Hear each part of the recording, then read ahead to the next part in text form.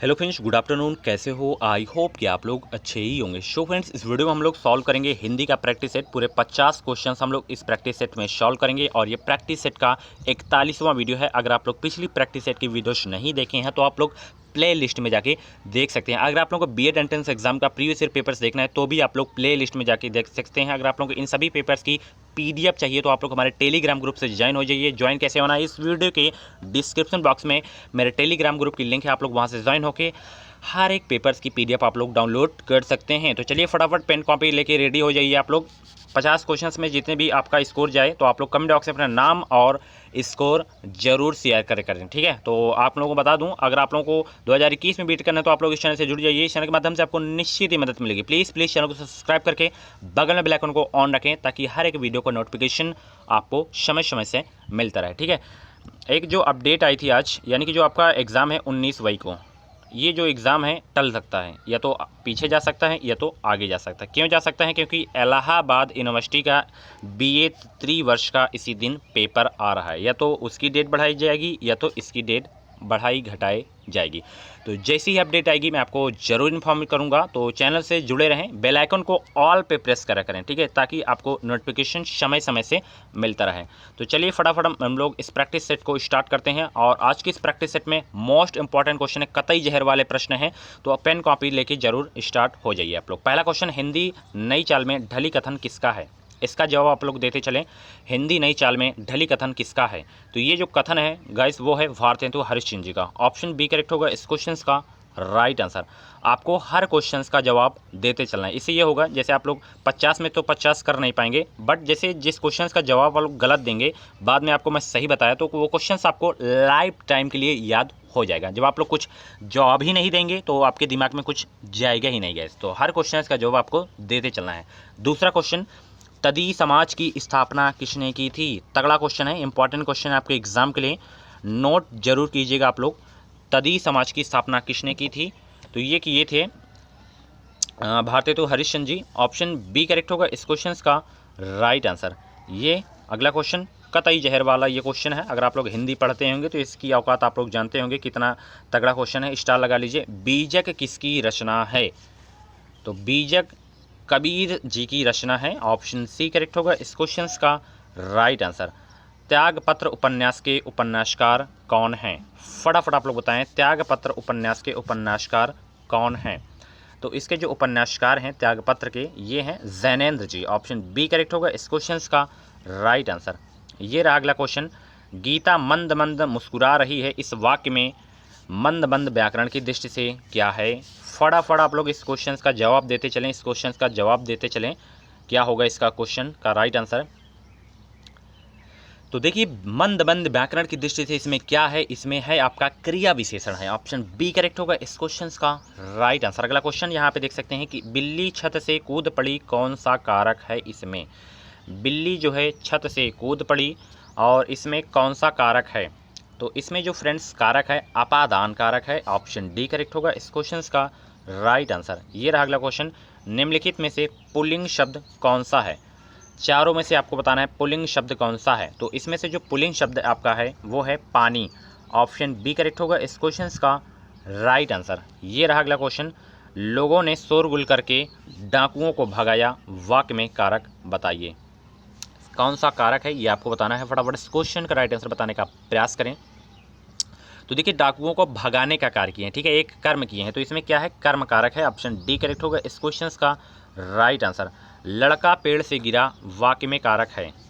लड़का पेड़ से गिरा वाक्य में कारक है, कौन सा कारक है? फटाफट इस क्वेश्चन का राइट आंसर बताने का प्रयास करें। तो लड़का पेड़ से गिरा, इसमें जो कारक है अपादान कारक है। ऑप्शन सी करेक्ट होगा इस क्वेश्चन का राइट आंसर। ये रहा अगला क्वेश्चन, हिंदी के शब्दों का लिंग निर्धारण किसके आधार पर होता है? मोस्ट इंपॉर्टेंट क्वेश्चन है, किसके आधार पर होता है हिंदी के शब्दों का लिंग निर्धारण? तो ये होता है क्रिया के दौरान, ठीक है। ऑप्शन सी करेक्ट होगा इस क्वेश्चन का राइट आंसर, ठीक है। क्रिया के आधार पर शब्दों का लिंग निर्धारण होता है, ठीक है। अगला क्वेश्चन, कारक के कितने भेद होते हैं? काफ़ी अच्छा क्वेश्चन है, इंपॉर्टेंट क्वेश्चन है। कारक के कितने भेद होते हैं? फटाफट इस क्वेश्चन का राइट आंसर बताने का प्रयास करें। तो कारक के जो भेद होते हैं वो होते हैं 8। ऑप्शन बी करेक्ट होगा इस क्वेश्चन का राइट आंसर। ये रहा रीत अनुसार का सही संधिविच्छेद है। रीत अनुसार का सही संधिविच्छेद क्या है? तो रीत अनुसार का सही संधिविच्छेद क्या है? रीति धन अनुसार। ऑप्शन सी करेक्ट होगा इस क्वेश्चन का राइट आंसर। ये रहा अगला क्वेश्चन, तल्लीन शब्द में कौन सी संधि है? फटाफट आप लोग बताने का प्रयास करें, तल्लीन शब्द में कौन सी संधि है? तो तल्लीन शब्द में जो आपकी संधि है वो है व्यंजन संधि। ऑप्शन ए करेक्ट होगा इस क्वेश्चन का राइट आंसर। ये रहा अगला क्वेश्चन, सिंपल सा क्वेश्चन बट बहुत ही इंपॉर्टेंट क्वेश्चन है, कतई जहर वाला प्रश्न है। पूर्ण विराम चिन्ह है, इसमें से पूर्ण विराम का चिन्ह कौन सा है? तो इसमें से जो पूर्ण विराम का चिन्ह है वो है आपका ये वाला, ये, ठीक है। ऑप्शन डी करेक्ट हो जाएगा इस क्वेश्चन का राइट आंसर, ठीक है। और ये तो प्रश्नवाचक है, वो अल्प विराम है। ये रहा अगला क्वेश्चन, ये भी चिन्ह वाला ही है, समता मूलक के लिए प्रयुक्त किए जाने वाला चिन्ह है। समता मूलक के लिए प्रयुक्त किए जाने वाला चिन्ह कौन सा है? तो देखिए समता मूलक के लिए जो प्रयुक्त किए जाने वाला चिन्ह है वो है आपका, यहाँ पे ऑप्शन में दिख रहे हैं, जिसे आप लोग बराबर बोलते हैं, इक्वल, ठीक है। ऑप्शन ए करेक्ट होगा इस क्वेश्चन का राइट आंसर। अगला क्वेश्चन, जब वाक्य में कब क्या क्यों शब्दों का प्रयोग होता है तो वहाँ चिन्ह कौन सा होता है? तो वहाँ होता है प्रश्नवाचक का चिन्ह, ठीक है। ऑप्शन ए करेक्ट होगा इस क्वेश्चन का राइट आंसर। ये रहा अगला क्वेश्चन, बहुरही समास का उदाहरण इनमें से कौन सा नहीं है? तो फटाफट आप लोग बताएं, बहुरही समास का उदाहरण कौन सा नहीं है? तो बहुरही समास का उदाहरण नहीं है पंसेरी। ऑप्शन ए करेक्ट होगा इस क्वेश्चन का राइट आंसर। ये रहा अगला क्वेश्चन, रघुपति शब्द किस समास का उदाहरण है? रघुपति शब्द किस समास का उदाहरण है? तो ये है बहुरही समास का उदाहरण है रघुपति। ऑप्शन सी करेक्ट होगा इस क्वेश्चन का राइट आंसर। अगला क्वेश्चन, स्त्री पुरुष में प्रयुक्त समास है, झट से बता देना है आपको, जिसमें बीच में आयोजक का चिन्ह लगा हो उसमें द्वंद्व समास होता है। ऑप्शन सी करेक्ट होगा इस क्वेश्चन का राइट आंसर, ठीक है। कलिंदी का पर्यायवाची क्या है? कलिंदी का पर्यायवाची क्या है? तो कलिंदी का जो पर्यायवाची है वो है यमुना। ऑप्शन डी करेक्ट होगा इस क्वेश्चन का राइट आंसर। ये रहा अगला क्वेश्चन, तरणी का पर्यायवाची शब्द है। तरणी का पर्यायवाची क्या है? तो तरणी का जो पर्यायवाची शब्द है वो है नाव। ऑप्शन बी करेक्ट होगा इस क्वेश्चन का राइट आंसर। अगला क्वेश्चन, उन्मूलन का विपरीतार्थक होगा। उन्मूलन का विपरीतार्थक क्या होगा? तो उन्मूलन का जो विपरीतार्थक शब्द होगा वो होगा रोपण। ऑप्शन सी करेक्ट होगा इस क्वेश्चन का राइट आंसर। ये रहा अगला क्वेश्चन, लाघव शब्द का विपरीतार्थक शब्द क्या है? लाघव शब्द का, तो लाघव शब्द का जो विपरीतार्थक शब्द है वो है आपका विस्तार। ऑप्शन ए करेक्ट होगा इस क्वेश्चन का राइट आंसर। अगला क्वेश्चन, कर्षण का विलोम शब्द चुनिए। कर्षण का विलोम शब्द क्या होगा? तो कर्षण का विलोम शब्द होगा विकर्षण। ऑप्शन ए करेक्ट होगा इस क्वेश्चन का राइट आंसर। ये रहा अगला क्वेश्चन, जो वाणी द्वारा व्यक्त न किया जा सके उसके लिए एक वाक्यांश चुनिए। तो जो वाणी द्वारा व्यक्त न किया जा सके उसके लिए एक वाक्यांश हम चुन रहे हैं, अनिर्वचनीय। ऑप्शन सी करेक्ट होगा इस क्वेश्चन का राइट आंसर, ठीक है। उसके लिए यही वाक्यांश होगा, अनिर्वचनीय, ठीक है। अगला क्वेश्चन, वाक्यांश के लिए कौन सा शब्द अशुद्ध है? वाक्यांश के लिए कौन सा शब्द अशुद्ध है? तो वाक्यांश के लिए जो आपका अशुद्ध वाक्य है वो है आपका ए वाला, क्षण में या शीघ्र टूटने वाला, जिसे खंडहर बोलते हैं, ठीक है। यही आपका अशुद्ध वाक्य है। अगला क्वेश्चन, निस्पृह का अर्थ क्या है? निस्पृह का अर्थ क्या है? तो निस्पृह का जो अर्थ है जो इच्छा रहित हो, इसका यही अर्थ है। ऑप्शन बी करेक्ट होगा इस क्वेश्चन का राइट आंसर। ये रहा अगला क्वेश्चन, नीचे दिए गए विकल्पों में से तत्सम शब्द का चयन कीजिए। तत्सम शब्द का चयन कीजिए।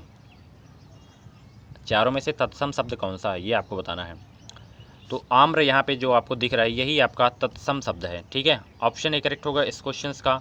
आम्र का तद्भव शब्द क्या होगा? फटाफट आप लोग कमेंट बॉक्स में बताएं अभी के अभी। अगला क्वेश्चन, दिए गए विकल्पों में से तद्भव शब्द का चयन कीजिए। तद्भव शब्द का आपको चयन करना है। तो यहाँ पे आपको दिख रहा है मुँह। मुँह जो है आपका तद्भव शब्द है। ऑप्शन डी करेक्ट होगा इस क्वेश्चन का राइट आंसर। अगला क्वेश्चन, मोर का तत्सम शब्द होगा। ये क्वेश्चन अभी मैं कल ही पोस्ट किया था, तो इसका राइट आंसर भी आपको पता चल जाएगा अगर आप लोग उसमें वोटिंग किए होंगे। तो मोर का तत्सम शब्द क्या होगा? मयूर। ऑप्शन बी करेक्ट होगा इस क्वेश्चन का राइट आंसर, ठीक है। क्या आप लोगों का सही है? आप लोग वोटिंग किए थे, आप मयूर पे ही वोट किए थे, तो आप लोग बताइए कमेंट बॉक्स में। अगला क्वेश्चन, वर्ण में इक प्रत्यय लगाने पर बनने वाला शब्द होगा।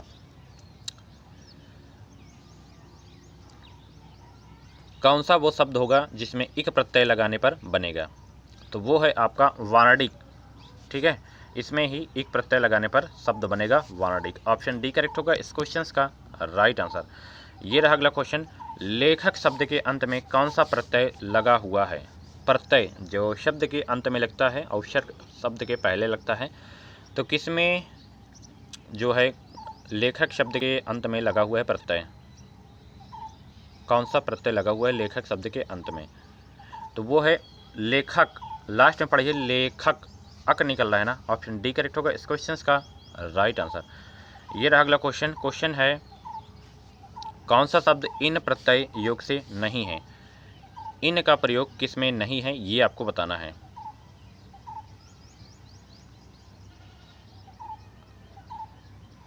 मनोहारिन, इसमें जो है छोटी ई आएगी, बाकी नमकीन, योगीन, ग्रामीण इसमें जो है इन प्रत्यय लगा हुआ है। तो ऑप्शन ए करेक्ट होगा इस क्वेश्चन का राइट आंसर। निर्वात का समानार्थी शब्द है, निर्वात का समानार्थी शब्द क्या होगा? फटाफट कमेंट बॉक्स में बताने का प्रयास करें। तो निर्वात का जो समानार्थी शब्द होगा वो होगा बिना हवा वाला। ऑप्शन सी करेक्ट होगा इस क्वेश्चन का राइट आंसर। ये रहा अगला क्वेश्चन, हमेशा आनंद का अनुभव करना अर्थ को व्यक्त करने के लिए सटीक लोकोक्ति है। इस क्वेश्चन का राइट आंसर बताने का प्रयास करें। हमेशा आनंद का अनुभव कराना अर्थ को व्यक्त करने के लिए सटीक लोकोक्ति है, तो वो है सदा दिवाली संत की 12 मास बसंत। ऑप्शन ए करेक्ट होगा इस क्वेश्चन का राइट आंसर। कार्य के आरंभ में ही विघ्न पड़ना किस मुहावरे का अर्थ है?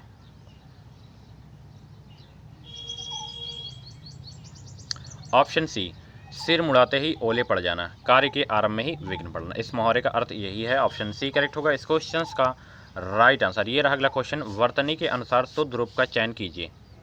शुद्ध रूप का चयन कीजिए, बड़ा ही सिंपल सा क्वेश्चन है। तो शुद्ध रूप इसमें ईर्ष्या दिया गया, बाकी तो लग ही नहीं रहा ना आपको, बाकी में कन्फ्यूज रहेंगे, बट आप लोग ईर्ष्या में कन्फ्यूज नहीं होंगे। तो इसमें का जो आंसर होगा ऑप्शन ए वाला करेक्ट हो जाएगा। ठीक है, अगला प्रश्न यहाँ पे देख सकते हैं, वर्तनी के अनुसार शुद्ध शब्द का चयन कीजिए। ये भी बिल्कुल सिंपल सा क्वेश्चन है और इम्पॉर्टेंट क्वेश्चन है। तो पूजनी यहाँ पे शब्द दिया गया है, तो कौन सा जो है शुद्ध वाक्य है? पूजनी होता है। ठीक है, पूजनी नहीं होता। ये तो इसमें छोटा ऊ की मात्रा लगी है, तो इसमें बड़ा ऊ की लगी है, पर इसमें आधा जाकर दिया गया है, इसमें छोटा ऊ, तो पूजनी होता है। ऑप्शन बी वाला। अगला क्वेश्चन यहाँ पे देख सकते हैं, निम्नलिखित वाक्यों में शुद्ध रूप चुनिए। शुद्ध रूप कौन सा है? तो शुद्ध रूप यहाँ पे है, हमारे यहाँ नवयुवकों की शिक्षा का प्रबंध है। ऑप्शन डी वाला। बाकी जो है शुद्ध अशुद्ध वाक्य हैं आपके। ठीक है, अगला क्वेश्चन, हास, शोक, उत्साह आदि भाव रस के किस अंग में आते हैं? हास, शोक, उत्साह आदि भाव रस किस अंग में आते हैं? तो फ्रेंड्स ये आते हैं स्थायी भाव के अंग में। ऑप्शन ए करेक्ट होगा इस क्वेश्चन का राइट आंसर। अगला क्वेश्चन, निम्न में से कौन सा वर्णव्रत छंद नहीं है? तो वर्णव्रत छंद नहीं है इसमें कुंडालिया। ऑप्शन डी करेक्ट होगा इस क्वेश्चन का राइट आंसर। ये रहा अगला क्वेश्चन, कहे कवि बेनी बेनी ब्याल की चुराई लीनी में अलंकार है, तो इसमें कौन सा अलंकार है? इसमें गाइस जो अलंकार है यमक अलंकार है। ऑप्शन ए करेक्ट होगा इस क्वेश्चन का राइट आंसर।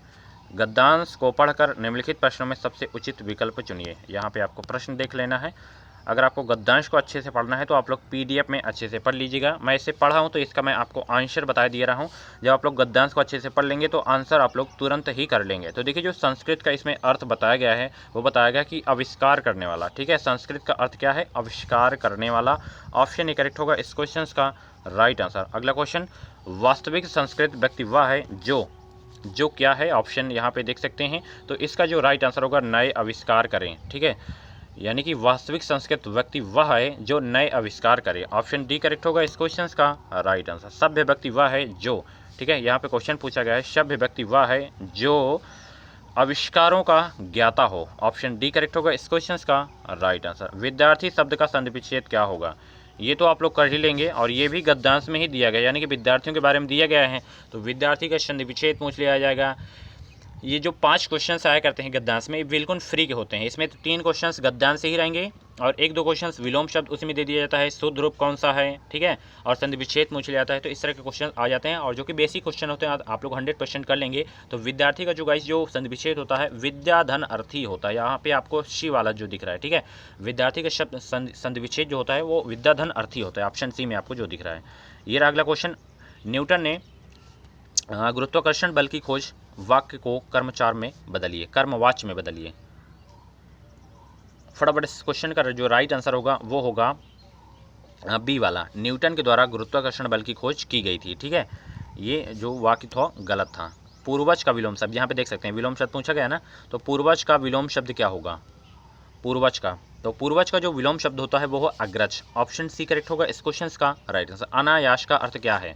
अनायास का जो अर्थ होता है बिना प्रयास से, अनायास का यही अर्थ होता है। ऑप्शन सी करेक्ट होगा इस क्वेश्चन का राइट आंसर। ये रहा इस वीडियो का लास्ट क्वेश्चन।